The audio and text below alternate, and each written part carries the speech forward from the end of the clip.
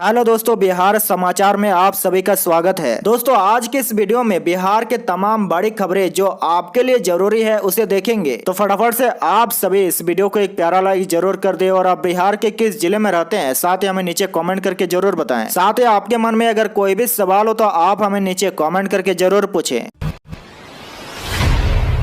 बड़ी खबर में देखिए, भारत में शुरू हुआ 5G। प्रधानमंत्री मोदी ने लॉन्च की सेवा 4G के मुकाबले कई गुना तेज 5G। जी, प्रधानमंत्री नरेंद्र मोदी ने शनिवार को नई दिल्ली के प्रगति मैदान में 5G सेवाओं की लॉन्चिंग की। 4G के मुकाबले 5G के इंटरनेट स्पीड कई गुना ज्यादा है। फिलहाल चीन, अमेरिका, दक्षिण Korea, Britain, Spain, Canada, Australia, Saudi Arab, Italy, France, Thailand और स्वीडन में 5G सर्विस से पहले से ही मौजूद है। 5G सर्विस शुरू होने के बाद ऑटोमेशन का नया दौर शुरू होगा। मतलब अब तक जो चीजें बड़े शहरों तक सीमित है उनकी पहुंच गांवों तक होगी। 5G सेवा लॉन्च होने के बाद देश में डिजिटल क्रांति आएगी, रोबोटिक्स तकनीक का विकास होगा, देश की अर्थव्यवस्था को गति मिलेगी, साथ ही ई गवर्नेंस का विस्तार होगा। कोरोना के बाद से इस तरह इंटरनेट पर लोगों की निर्भरता बढ़ी है, उसे देखते हुए 5G हर शख्स के जीवन को बेहतर और सरल बनाने में मदद करेगा। दूसरी तरफ में देखिए, बिहार वासी लगा झटका। बिहार और पटना को नहीं मिलेगी 5G सेवा, अभी झेलनी होगी स्लो इंटरनेट की मजबूरी। जहां प्रधानमंत्री नरेंद्र मोदी ने शनिवार को 5G सेवा लॉन्च की। 4G की तुलना में 5G इंटरनेट की रफ्तार 10 गुना तेज होगी। इससे डाटा ट्रांसफर की अधिकतम गति 20 Gbps की होगी। हालांकि देश में भले ही 5G सेवा लॉन्च हो गई है, लेकिन बिहार और पटना को इसके लिए लंबा इंतजार करना होगा। इस वजह से फिलहाल बिहार के लोगों को 2G से 4G की सेवा ही इस्तेमाल करने के लिए मजबूर होना पड़ेगा। दरअसल पहले चरण में 5G नेटवर्क को देश के 13 शहरों में लॉन्च किया गया है। इन शहरों में अहमदाबाद, बेंगलुरु, चंडीगढ़, चेन्नई, दिल्ली, गांधीनगर, गुरुग्राम, हैदराबाद, जामनगर, कोलकाता, लखनऊ, मुंबई और पुणे शामिल है। भारत के बाकी शहरों, कस्बों और गाँव में अगले महीने में 5G नेटवर्क की सुविधा मिलेगी। बड़ी खबर में देखिए, बिहार के 14 जिलों में मौसम विभाग का अलर्ट। दुर्गा पूजा के दौरान 3 से 5 अक्टूबर के बीच हल्की बारिश की संभावना, वज्रपात की भी आशंका। जी हाँ, दुर्गा पूजा को लेकर बिहार में तैयारियां शुरू हो गई है। इसी बीच हम आपको बताएंगे कि दुर्गा पूजा के दौरान मौसम कैसा रहेगा। बता दें कि दुर्गा पूजा में इस बार बारिश होने की संभावना है। मौसम विभाग के अनुसार राज्य में अगले 24 से 48 घंटे तक हल्की बारिश और आसमान में बादल छाए रहने की संभावना है। मौसम विभाग के द्वारा राज्य के 14 जिलों में वज्रपात के साथ ही भारी बारिश की चेतावनी जारी की गई है। उनमें पटना, नालंदा, नवादा, बेगूसराय, लखीसराय, जहानाबाद, गया, अरवल, शेखपुरा, औरंगाबाद, भोजपुर, रोहतास, बक्सर और कैमूर शामिल है। साथ ही आपको बता दें कि बंगाल के खाड़ी में अभी कम दबाव का केंद्र बना हुआ है, वहां से इसके उत्तर पश्चिम की तरफ बढ़ने का पूर्वानुमान है। इसकी वजह से बिहार के कुछ जिलों में खासकर पूर्वी और दक्षिण में 3 से 5 अक्टूबर के बीच हल्की बारिश होने की संभावना दिखाई दे रही है। ऐसे में इन जिलों में दुर्गा पूजा के दौरान बारिश होने की संभावना है। में देखिए, बिहार में मानसून की वापसी 6 अक्टूबर से होगी। छठ तक गुलाबी ठंड के आसार। जी हाँ, 6 अक्टूबर के बाद बिहार से मानसून वापसी के शुरू होने की पूरी संभावना है। उम्मीद है कि दीपावली छठ पर्व के बीच बिहार में गुलाबी ठंड शुरू हो जाएगी। मानसून इस बार समय पर आया और विदाई भी निर्धारित समय पर होने का पूर्वानुमान है। क्योंकि बंगाल की खाड़ी में कम दबाव का केंद्र बनने से कुछ बारिश पूर्वी, दक्षिणी और तराई क्षेत्र में संभावित है। इसलिए मानसून विदाई और औपचारिक तिथि अभी घोषित नहीं की गई है। सामान्य तौर पर बिहार में मानसून की विदाई 5 अक्टूबर से मानी जाती है। IMD की आधिकारिक जानकारी के मुताबिक बिहार में 6 अक्टूबर से हवा में नमी की मात्रा कम हो जाने का पूर्वानुमान है, लेकिन रात के तापमान में कुछ ठंडक महसूस होने लगेगी। फिलहाल पिछले 2 से 3 सालों की तुलना में मानसून पहले जाने वाला है। पिछले साल अक्टूबर के तीसरे हफ्ते तक बिहार में मानसून सक्रिय रहा था। फिलहाल समय पर मानसून जाने से रबी के सीजन में बेहतर खेती की संभावना बन जाएगी।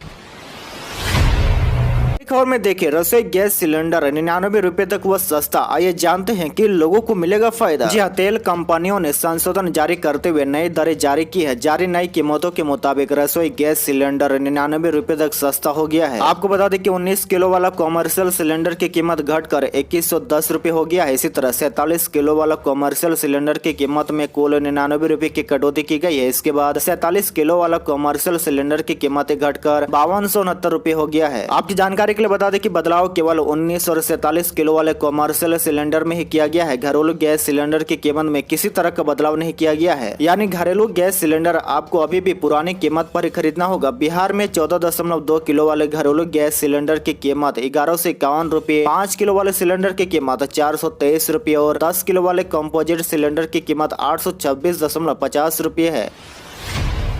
बड़ी खबर में देखिए, सोशल मीडिया पर सीएम नीतीश गंभीर, साइबर सेल को किया अलर्ट, समीक्षा बैठक में दिए निर्देश। जहां मुख्यमंत्री नीतीश कुमार ने निर्देश दिया कि अफवाह फैलाने और सांप्रदायिक तनाव एवं विवाद पैदा करने वालों पर पुलिस गंभीरता से निगरानी रखे और कोई भी गड़बड़ी होने की स्थिति में तुरंत कड़ी से कड़ी कार्रवाई करे। राज्य में अफवाह, द्वेष और नफरत फैलाने वालों को बर्दाश्त नहीं किया जाएगा। शनिवार को अपराध को लेकर समीक्षा बैठक में मुख्यमंत्री ने साइबर सेल को अलर्ट किया और पदाधिकारियों को भी निर्देश दिया है। साथ ही नीतीश कुमार ने कहा कि सोशल मीडिया प्लेटफॉर्म पर गलत टिप्पणी पोस्ट करके विवाद पैदा करने वाले दुर्गा पूजा जैसे त्योहार में सक्रिय हो जाते हैं। राज्य में लॉ एंड ऑर्डर के ठीक रखने के लिए उन पर काबू करना जरूरी है, इसलिए सभी संबंधित पदाधिकारी सतर्क रहे। साइबर सेल ऐसे तत्वों पर सतत निगरानी रखे।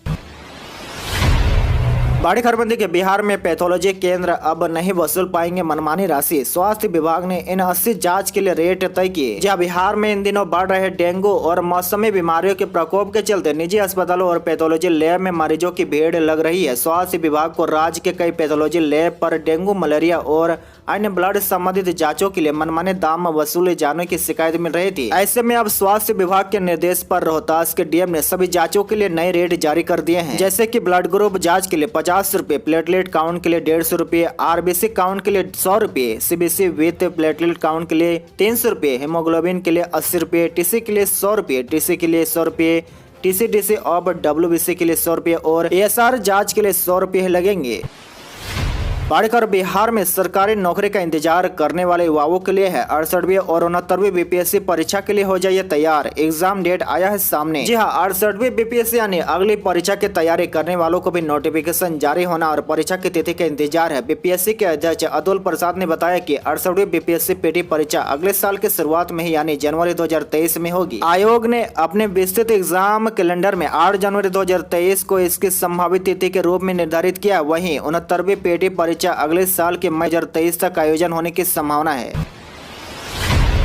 बड़ी खबर में देखिए, देश के लोगों को लगा बड़ा झटका, कर्ज लेना होगा महंगा, ईएमआई भी बढ़ेगी। जी हां, आरबीआई ने शुक्रवार को द्विमासिक मौद्रिक नीति समीक्षा में नीतिगत दर रेपो 0.5% बढ़ाकर 5.9% कर दी है। इसका 3 साल का उच्चतर स्तर है। खुदरा महंगाई को काबू में लाने और विभिन्न देशों के केंद्रीय बैंकों के ब्याज दर में आक्रामक वृद्धि से उत्पन्न दबाव से निपटने के लिए केंद्रीय बैंक ने यह कदम उठाया है। रेपो वह दर है जिस पर आरबीआई वाणिज्यिक बैंकों को कर्ज देता है। इसमें वृद्धि से मौजूदा ऋण की मासिक किस्त बढ़ेगी। साथ ही आवास, वाहन व अन्य कर्ज लेना भी महंगा हो गया है। यह चौथी बार है जब नीतिगत दर में वृद्धि की गई है। बड़ी खबर में देखिए, दुर्गा पूजा में राजधानी पटना में 2 से 5 तक बड़ी गाड़ियों के परिचालन पर रोक। जहां दुर्गा पूजा और दशहरा मेले को देखते हुए शहर की यातायात व्यवस्था 3 दिन बदली रहेगी। 2 से 5 अक्टूबर के बीच प्रमुख सड़कों पर माल वाहन, यात्री वाहन सहित निजी वाहनों के परिचालन पर प्रतिबंधित रहेगा। सिर्फ आवश्यक सेवा के वाहन, एम्बुलेंस व पास धारक वाहन की आवाजाही हो सकेगी। आम लोग वैकल्पिक मार्ग से अपने गंतव्य तक जा सकेंगे। डाक बंगला के चारों तरफ वाहन प्रतिबंधित रहेंगे। इसी तरह गांधी मैदान के चारों तरफ के क्षेत्र के 9 पार्किंग जोन घोषित किया गया है। वहीं पटना म्यूजियम के चारों ओर, बुद्ध मार्ग में कोतवाली दी और एसपी वर्मा मार्ग पर वाहनों की पार्किंग मनाही होगी। यातायात पुलिस ने वाहन चालकों को नियम का पालन करने का निर्देश दिया है। नियम तोड़ने वाले वाहन चालकों पर कड़ी कार्रवाई की जाएगी। ट्रैफिक एसपी अनिल कुमार ने बताया कि यातायात पुलिस ने वाहनों के लिए वैकल्पिक मार्ग की व्यवस्था की है। वहीं अलग अलग सड़कों पर वाहन खड़े करने की छूट दी गई है।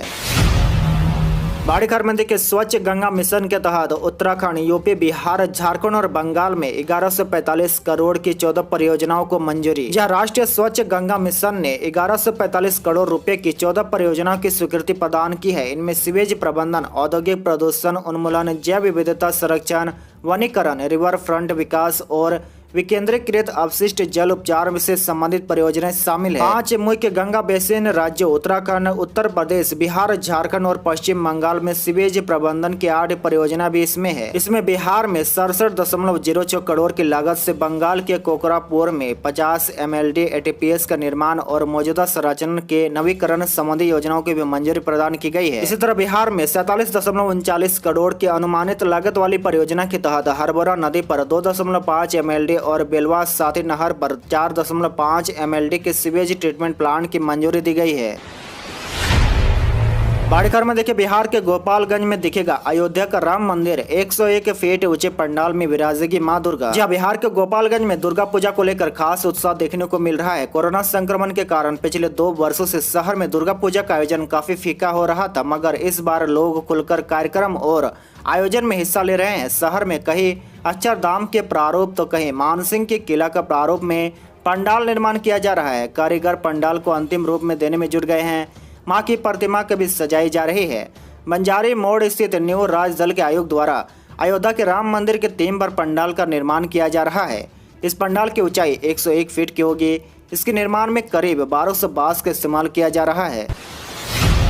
बड़ी खबर में देखें, इंदौर, सूरत और नवी मुंबई को मिला भारत के शीर्ष 3 सबसे स्वच्छ शहरों का पुरस्कार। जी हाँ, इंदौर को लगातार 6ठी बार देश का सबसे स्वच्छ शहर चुना गया है। स्वच्छता सर्वेक्षण 2022 के सूची में भी इसे पहला स्थान बनाए रखा है। वहीं गुजरात का सूरत दूसरे स्थान पर हैट्रिक बनाने में कायम रहा है। नवी मुंबई एक पायदान ऊपर चढ़कर तीसरे स्थान पर पहुंच गया है। उत्तरी राज्य के शहरों का प्रदर्शन संतोषजनक नहीं रहा है। बड़ी खबर में देखिए, इग्नू ने की घोषणा 31 अक्टूबर तक सबमिट करे टीईटी दिसंबर असाइनमेंट। जी हाँ, इग्नू दिसंबर टीईटी दिसंबर असाइनमेंट सबमिशन के डेट को आगे बढ़ा दिया है। Indira Gandhi national open university ने इस सेशन के छात्र छात्राओं को एक मौका और दिया है। इसके तहत अब स्टूडेंट टी दिसंबर के लिए 31 अक्टूबर 2022 तक जमा कर सकते हैं। असाइनमेंट जमा करने के लिए छात्र छात्राओं को आधिकारिक वेबसाइट ignu.ac.in पर जाकर लॉग इन करना होगा। आधिकारिक सूचना के अनुसार इस सेशन के कैंडिडेट दिसंबर 2022 से टीईटी के लिए 31 अक्टूबर तक अपने assignment, final project, field work, journal और इंटर्नशिप रिपोर्ट जमा कर सकते हैं। इग्नू ने दिसंबर टर्न एंड एग्जामिनेशन के संबंध में सूचना भी ट्विटर में दे दी है। घर में देखिए, बिहार में और सख्त होगी शराबबंदी। शराबियों के घर चिपकेगा पोस्टर, दूसरी बार पी तो जाएंगे जेल। जी हाँ, पहली बार शराब पीने वाले अभियुक्त के घरों में बाहर चेतावनी पोस्टर चिपकाया जाएगा। इसमें शराबी के नाम, पिता का नाम और विस्तृत पदे के साथ वह जिक्र होगा कि पहली बार शराब पीने के अपराध में जुर्माना देकर अभियुक्त को रिहा किया गया है। अगर यह दूसरी बार शराब पीते हुए पकड़े जाते हैं तो इस बार निश्चित रूप से 1 वर्ष के लिए जेल जाना होगा। वहीं पोस्टर चिपकाने गए अधिकारियों को अगर संदेह हुआ तो वह अभियुक्त की ब्रेथ एनालाइजर से जाँच भी करेंगे। शराबबंदी को और सख्ती से लागू करने को लेकर मद्य निषेध, उत्पाद एवं निबंधन विभाग ने यह निर्णय लिया है। विभाग के अपर मुख्य सचिव के पाठक ने सभी जिलों के मद्य निषेध अधीक्षकों को इस संबंध में कार्रवाई का निर्देश भी दिया है। आज के लिए बस इतना ही। इसी तरह बिहार के डेली न्यूज देखने के लिए आप हमारे चैनल को जरूर सब्सक्राइब करें।